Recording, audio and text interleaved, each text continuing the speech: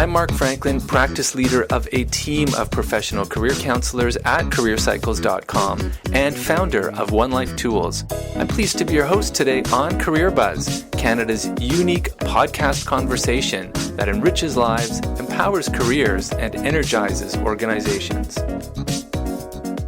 Why do so many people dismiss the idea of a career in sales, despite opportunities to help others and make great money? Sheila Cassidy leads the Great Canadian Sales Competition. Her team, including 150 student ambassadors coast to coast, promotes sales as a career and a valuable skill set to students across Canada. Sheila herself has a career history in sales as a recruiter and is now also manager of strategic projects at Sales Talent Agency. We're also joined by one of the judges of the Great Canadian Sales Competition. Larry Dunivan is Chief Revenue Officer at Ceridian. He's responsible for all customer-facing operations, including sales, service, and support, and was instrumental in moving Ceridian to a cloud-based company. Welcome, Sheila Cassidy and Larry Dunivan, to Career Buzz. Good morning. Thank you for having us. Great. So, Sheila, let me start with you. What do you like about all the work that you're doing these days? It's a whirlwind. We launched this competition back in 2014, and you had mentioned that I was a recruiter before, so I used to work with a lot of young people, and there was such a misconception about starting a career in sales, and from a micro level, we were able to kind of overcome that, but it was a real big problem that was happening across Canada, so it's been amazing taking part in this amazing initiative. You know, we interact with 80 schools across the country. We have 2,000 participants in the competition this year, so a lot of really interesting interactions, and really neat to watch students have their minds expanded about the possibilities of starting a career in sales. That's great. And I want to find out more about that. I'm going to ask you a bit more about your career story first in a moment. And Larry Dunivan, over to you. You're the Chief Revenue Officer at Ceridian. What do you like about your career? Well, it's been actually a really interesting journey because you talked, by starting the conversation today about, should you want a career in sales? It's kind of funny because I was raised by a father who spent 30 years in sales. And as a child, I always watched what he was doing. And I developed this almost kind of bias against it in this odd way for reasons that I'm sure were much more personal than professional. And then found myself in my late 20s in sales. Not a direct salesperson, but supporting the efforts of our salespeople, which I really loved, which for me unearthed this just kind of really personal interest in helping salespeople sell, but never actually, did the tough job of carrying a quota. And so much later in my career, only 4 years ago, did I become a leader of a large sales organization, and having never actually, we would always say, quote unquote, having carried a bag. So for me, it was a very unconventional journey to a place that I knew very, very well, having been raised in that environment, and then jumped into it as a leader. So in that way, it's been really fascinating. But on a more personal level, I feel like I've kind of dedicated my whole career to helping salespeople sell. So it's near and dear to my heart. Right on. Now, just to find out a little bit about each of your career stories and how you came to be at the place that you are before we jump into the competition. Sheila, you graduated from Western. And then you got a job in admissions and recruitment, ultimately leading to a job as a recruiter. What led you to that first job after you graduated? So I did recruitment for a little while, and I guess they liked me. They extended my contract. I moved in an admissions capacity. Loved my job, was there for 2 years, but I didn't see long-term progression within my career, and I did one of those assessments, the Myers-Briggs assessment, to figure out what other career paths may be of interest to me, and the number one career path that was suggested was sales. So I came into Sales Talent Agency as a candidate, wanting to learn more about business-to-business sales, holding a lot of the misconceptions that a lot of the students that we talk to have about a career in sales, and learned that it's quite challenging, very consultative. It's all about problem solving, and was really fascinated about starting a career in sales, and worked at Sales Talent Agency for 2 years in a recruiting capacity, which then led me into the competition director, which has married both my interest in working with students and recruitment as well. Nice. So that's a nice little trajectory and just a little shout out to the career services that both you were a volunteer with and then helped you to identify a career. You so often hear these other stories where the career test told you to be a funeral director or something, and it's laughable. But it sounds like this one, it nailed it for you, and you actually took the advice of the counseling process and did something with it. That's actually kind of unusual. How did you feel when you got that result that said, hey, Sheila, you should be a salesperson? Well, it's actually very funny that you say this funeral director. That was actually my career suggestion when I took a careers class in high school, and I said, no, thank you. But you know what? At the end of the day, I say to students all the time, you don't know what you don't know. I saw sales, and I said, I don't really want to work in retail. But I started looking at professional sales positions and seeing that there was a ton being advertised, and for me to just completely dismiss an entire career group because of something that I didn't really know that well was very short-sighted on my part. So it's not that I went into sales talent agencies saying, I want to have a career in sales. It was I'm open to learning more about a career in sales. And I don't think that, anybody, especially students, but anybody should be so dismissive about learning. That's all I was really in a position that I wanted to do, was just to learn more about it, and found that, a lot of what they were talking sales was speaking to me. I think at the end of the day, sales is all about problem solving, about being consultative and partnering with your clients. That's a key component of it. And that's stuff I loved about my jobs before. And now this meant that I could be highly measured on it and working with a really competitive and like-minded team. I mean, it was really fascinating to me to learn. If a piece of paper tells you should do a job, it doesn't mean it's the be and end all. But I would at the very least explore whatever it is that taps you on the shoulder so that you can learn more about it. Right on. And thanks for that implicit advice to listeners, which is really the keep an open mind to what you don't know. And I think we're going to touch on that with careers and sales as we continue the interview today, because people don't necessarily have that open mind as you did. So thanks for that. And Larry Dunivan, over to you. You've had quite a career, and now you're in a leadership position. What's a turning point that you can share with listeners in your own career story? Well, I think there were several. I mean, for me, for sure, a huge turning point for me was about 4 years into my career when I was basically doing implementations and consulting. I've spent my whole career in the software industry. And a sales rep asked me to come to a prospect with them. And I went to the prospect, and, we did the purpose of those meetings when you work for a software company is to demonstrate the product, understand the customer's requirements, and then show them how the product works and hopefully get them excited about using it. And it was just a huge wake-up call for me, because while I really liked the work I was doing in my consultative work, it was super detail-oriented, and it was interesting, but all of a sudden, I just had this wake-up call realizing, wow, you get to go from one customer to the next. You get to hear about the various kinds of things that are challenging them. You get to develop trust and relationships with them. And then when you do a great job, the salesperson that you're working with thinks you walk on water. So it ticked all the boxes for me in terms of something that I knew was really inspiring. And so that was a big turning point for me. That's such a great story. It's funny because I actually once had that job, Larry, that consultative sales and demoing the product. And I remember exactly what you're talking about, and the idea that, hey, look at this guy, he can walk on water.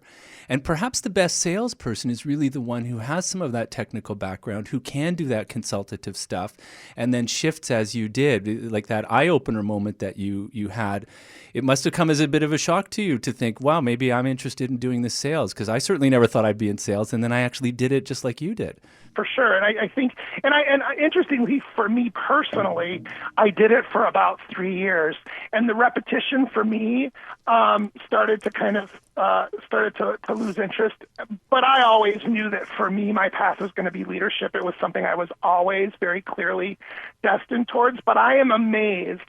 We have probably a dozen people who've been in that job for more than 20 years. Wow. At Ceridian. Yeah. Well, that doesn't happen very much anymore. I think the average tenure in a job in Canada just dropped below 3 years. It's like 2 years and 10 months now. So anybody who sticks around for 10 years, that's raising the average, that's for sure. I'm Mark Franklin, and you're listening to the Career Buzz podcast. Career Buzz is brought to you by Career Cycles. Take inspired action toward making well-informed career and life choices. Go to careercycles.com to learn about professional one-on-one career management programs using a story listening approach to career counseling. If you're a helping professional looking to scale up career management, visit onelifetools.com to learn about the Who You Are Matters game and online storyteller.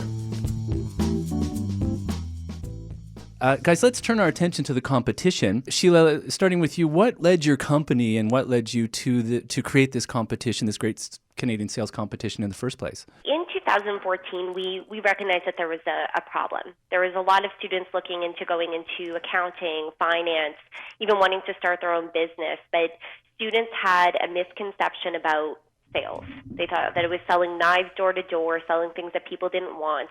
And we really wanted to go to the market and start educating them on, one, what a career in sales looks like, a professional career in sales looks like, and two, educate them about the companies that they haven't even considered. I go into campus all the time. My team goes onto campus all the time. When we ask students what companies that they're thinking of, it's normally 3 to 5 companies. They tend to always be business-to-consumer brands, and they're either companies that they see all the time or are actively on campus. The Great Canadian Sales Competition is a competition that it takes place in 3 stages. The first round, you submit a 30 to 90-second video pitch on anything that you want. In the second round, you have to pitch something that you don't know. So we give everybody a case study about one of our sponsors. They pitch that in 1 to 2 minutes. And then in the final round, they're actually managing a full-fledged sales meeting in front of a panel of judges. So the competition kind of takes this trajectory where you're talking about something that you love, you're talking about something that you don't know, and then you're actually having a full-fledged consultative conversation with a prospective buyer. So the competition is meant to educate students about sales, about companies, and overall we're in our 3rd year now, and it's been a massive success right out of the gate. And people can win great prizes, right? I mean, they can win money and they can win opportunities to network. And I think we're actually going to talk to one of your winners from last year. We're going to get him on the phone in a few minutes. But for listeners interested, where do they go so that they can check out the competition? Yeah, wonderful. So you have 5 days to participate in the competition. The deadline to participate for round 1 is January 8th, but you can visit our website at www.greatcanadiansalescompetition.com, and all you have to do is submit a 30 to 90-second video pitch on literally anything that you're interested in. It's not meant to be a monologue where you just talk about something that you love.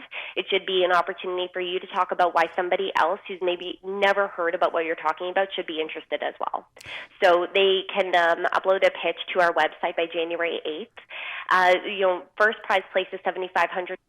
If you come in 2nd, 3rd, 4th, or 5th place, you walk away with $1,000.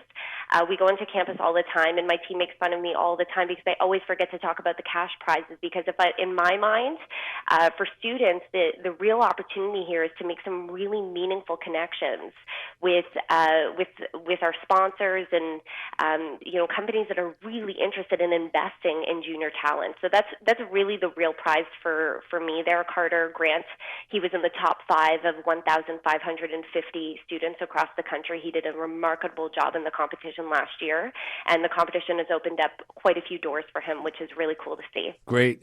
So it sounds fascinating. Now, you got lots of sponsors and judges. Larry Dunivan, you're one of the judges there. What's your experience been with this competition? Well, it's been an interesting exercise for me too, because it's my first exposure to it. Obviously, a big part of what interests us is networking with great young talent. We have a very large sales organization in Canada, over 100 people, and our world is pretty interesting, and I think somewhat unique in Canada because of how large our business is. And so we hire people to sell to companies that have 5 employees, all the way up to the largest companies in Canada that sell to tens of thousands of employees. And so for someone who either discovers, by chance some of the ways we've talked about sales, or who by choice, says, hey, that's the career path I want to take, we're in this really great position to offer a phenomenal career path for someone for the long term. Again, you commented about longevity. We've been around for decades, so we have hundreds of employees, literally, that have been here for more than 10 years. And in sales especially, there's this great career path. So at the end of the day, we love to recruit young talent into those positions selling to small businesses in Canada with the lure that there's a great long-term career opportunity with us. And just to clarify, there's so much talk about posted jobs versus the informal network and the hidden job market. The jobs that might appear to, let's say, a competitor in this program, would those jobs also be posted? Could somebody just look on your website and see that sales job, or is there certain opportunities that simply aren't posted that you would get through opportunities like this? Well, I would say, generally speaking, all of our open positions are accessible from Ceridian.com. The important thing, though, is recognize that, for a position like that, even in the labor market, which depending on where you are, Toronto, Vancouver, as an example, are tighter than some of the other cities, you still get hundreds of candidates applying. So the real question is, how do you get up to the top of that list from a recruiter? So it's the combination of knowing that there's an opportunity, and then resume may or may not have any shot at getting to the top of the heap unless you can network your way in. So a great example of that is you network your way, you find another salesperson that works at Ceridian, boom, that rep picks up the phone because they know who the recruiter is and says, "Hey, I know this guy Joe. I'd like you to pay some attention to him." If they're screening 250 resumes for that job, guess what? You just got a gigantic advantage. Right on. I call that the influencing strategy. We, in our career management company, Career Cycles, we often talk about that. It's not just about applying to the job, but it's about using your network to get your resume really on the top of the heap. Make sure that people are noticing you. When we go onto campus, we put a really big distinction between networking and active networking. I completely agree with everything that Larry is saying here, but a lot of the time students will go to these events, get a business card, and then not do anything with it. And it goes a really long way to make those meaningful connections and develop those relationships early so that it either is opening up a door for you immediately or 3, 5, 10 years down the line for you. It's really remarkable to do that. Right on. I like that distinction too, active networking. It's great. My guests this morning are Sheila Cassidy and Larry Dunivan, and we're talking about the Great Canadian Sales Competition here on Career Buzz. I'm your host, Mark Franklin, at CIUT 89.5 FM. We're joined now also by Carter Grant. He's a fourth-year business management student at the Ted Rogers School of Management at Ryerson. Carter was a top 5 finalist in the second annual Great Canadian Sales Competition. He beat over 1,000 students. He won $1,000 and networking opportunities to some of Canada's largest companies. We're going to find out in a moment what actually happened. Carter, welcome to Career Buzz. Hi, Mark. Thanks for having me on. So, Carter, what led you to want to join the Great Canadian Sales Competition? To be honest, last year when I first joined, it was by complete fluke. The Great Canadian Sales Competition, as Sheila said, goes across Canada, and they visit many different campuses. They happened to be on my campus at Ryerson for an event that day that I was attending, and they gave us the opportunity to attend a workshop to learn about a career in sales and business sales, and then also compete in the competition, so draft a 30-second pitch and compete right there on the spot. And I figured, what, sounds like a pretty cool competition to get involved in, why not? And ended up going all the way to the top 5. That's amazing. So, people say fluke all the time, and I always want to push back on that. I mean, you must have taken some actions to get yourself involved here, as opposed to it just falling in your lap. Absolutely. It was a student leadership event that they were at, so I was already a student leader in another group, and so I was attending that as a way to network with more students and meet some of the more student leaders on campus. But right you're on. Right, it wasn't a complete fluke. And just we were talking to both Larry and Sheila about ideas that people have about careers in sales. A certain predisposition towards certain ideas about it. What was your thoughts and feelings about a career in sales before you started the competition? Well, I was a human resources major, or still am a human resources major, and I had done a summer internship selling door-to-door pest control in Texas and California just the summer before I had entered this competition. And so when I heard about a career in sales, I was like, I've kind of done the door-to-door sales before. I don't necessarily think I want to get into business-to-business sales, and didn't realize that there was quite a big distinction between business to consumer sales, especially the type of sales that I was doing at door-to-door, and then business-to-business sales, where it's more of a consultative approach that Sheila was talking about.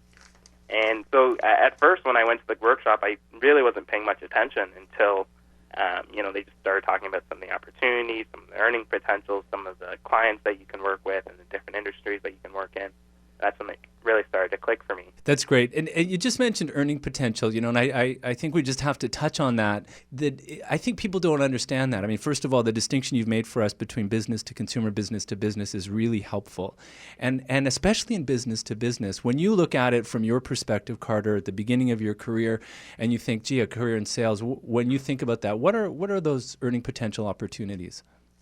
Well, for me, and most students, I guess, in Ontario and across Canada, they take provincial loans or federal loans, bank loans to go to school. And so we're leaving school with a considerable amount of debt, whether it be, $5,000 to $20,000. And one of the things that we're thinking about is how can we pay off this debt quickly so we can set ourselves up financially stable for the future. And so that's definitely a thought that was on my mind. And so I was looking for careers that I could quickly move into and quickly earn the amount of money to pay off that debt and set myself up for the future. And there's very, very few jobs that are like that for new graduates looking to break into the business world. Right on. And I bet you a lot of listeners are kind of shaking their head up and down now and saying, yeah, about the student debt. Larry Dunivan, if I can go to you to reflect on what Carter has just said. There's so many great things about sales. There's this problem solving and really a human-centered approach. But a lot of people are interested in the earning opportunities, as Carter is saying. How can you help us out to understand what those opportunities are? Yeah, that's a great question. Sales is interesting in that, people can kind of romanticize the whole process by which working in sales turns into large sums of money, using the following analogy. Oh, well, I have 50 prospects and I only need to close 4 of them in order to hit my target. And all of a sudden the money that produces starts to look very seductive. But nobody fully understands the complexities of just how challenging it can be to close 4 out of 50 prospects. And in fact, out of those 50, maybe 6 or 7 are actually interested in buying something at any point in time, and all of a sudden the math looks very, very different. I tell that story specifically to say don't romanticize it, because sales is very hard work, and most importantly, there are many, many, many, many more dimensions that are outside of your control than in a typical job, right? If you're working as a consultant helping customers implement software, you can just work more and make progress. But in sales, if the head of HR that you're trying to sell to quits in that deal that you were going to close 2 weeks later, you can't control that in any way, shape, or form. And all of a sudden, poof, magic, that opportunity and the commission associated with it vanished. So what that means is really 2 things. One, it is a very different kind of work for which you have to have the kind of mental strength to deal with the ups and downs. I always ask candidates, what's more important to you, winning or money? And when the answer is money, I always ask the harder question, because winning is what is motivational to the very best salespeople, because you win because you develop great relationships, you show value, and the customer likes you, and people buy from people they like. But if all it is about money, A, you may discover that the work itself is not even remotely interesting and you hate it, and B, the pressure that comes along with it might not suit your personality. So it's a multidimensional challenge. But when developing great relationships and solving problems that make a difference for people and companies, connects with you in the right way, the money will come on its own. Right on. That's a great distinction, too, between the winning and the money, and I think that's helpful. And also just to hear the dimension of sales. I mean, you're talking about developing relationships and solving problems, and I think that is not what most people think when they think sales. So, Sheila, over to you. We have Carter on the phone here, and it seems to me Carter is somebody exactly like who you want to attract to the Great Canadian Sales Competition. How do you go about attracting the Carters of the world? Well, last year we launched an ambassador program across the country. So we have about 140 students hired across the country, like Carter. Carter's actually an ambassador for the program this year, promoting sales to their peers and opening up doors for us to come in. Carter had mentioned that we hosted a workshop, and a lot of our ambassadors open up the doors for us to host workshops, mini competitions, go into classrooms, and really promote sales and the competition overall. So the ambassador program is a key element to attracting the very best talent across the country. And, the competition's in its third year now, so word of mouth has been really great. We have a lot of fantastic professors who have really let this message resonate for them, so they've incorporated into the classrooms as well. But either way, we have over 2,000 participants this year, which is, substantial growth from where we were at last year. And, we're really excited not just by the quantity, but the quality of participants that are taking part in the program. Right on. Hopefully a lot of listeners will take you up on your offer and submit their pitch within, what do they have, till January 8th? Is that what it was? Yes, it is. We're on the 4th. Okay, so we have 4 more days. 4 days, everybody. Get that pitch in there. Yeah, I mean, we're all the rest of us are, tend to be, I'm sure, more last minute than we would like. So, I mean, time is creeping up, and it's literally 30 to 90 seconds to not just participate in the competition, but to invite sponsors like Ceridian to let you know that you may be interested in pursuing a career in sales, and have sponsors tapping on your shoulder rather than the other way around. It's a really cool initiative, and, for 30 seconds, I think it's a great investment of your time. Yeah, worth it. I was interested yesterday. I was checking out the site, thegreatcanadiansalescompetition.com, and there was actually a few examples. I found that really helpful. I listened to 2 or 3 pitches that are right on the website. And Carter, just back to you. I know something good came of this for you, and I think that's really cool. Can you let listeners know what has happened now as a result of your participation in the competition? I know you had some interviews and got an offer. What happened? Yeah, absolutely. Sheila touched on this a little bit earlier in the interview. The networking opportunities that the competition allows for students who are participating, and being in the top 25 and then in the top 5, you have even more exclusive networking opportunities with some of the sponsor companies. And so I was quite fortunate to get connected with a company called Shopify. And then, fair warning, I didn't know anything about Shopify going into the competition. I had never heard of them as a company before, which is quite surprising now, knowing that they're one of the largest companies here in Canada and doing a lot of really cool things in the tech space. And through the competition, I was able to network with them and keep in touch with them over the summer. And in October of 2016, just last year, I signed a full-time contract with them to join them once I graduate. So there is that tangible experience to get a job opportunity from this competition. Right on. That is a great result. Thanks for sharing that with us. No problem. We just have a moment more, guys. It's so fascinating to hear about this. But if I could come back to the personal, each of you has shared a little bit of the story, your career story, and the twists and turns, and winning the competition. In a word or two, what have you learned about making good choices in career and in life, from just joining up and doing things, Carter, like you said, or making those jumps, Larry, like you did? If you could share with listeners one thing that you've learned about making good choices, career and life choices, what would you say, Sheila? For any students listening, I alluded to this before, but I really think it's important to keep an open mind. And I think having a hunger to learn and keeping your mind open throughout the entire trajectory of your career is step one. And number two, I'm in my fifth year of being a professional now, and one of the big distinctions that I've noticed in both my performance and feeling really proud of what I've accomplished is making sure that I have set goals for myself.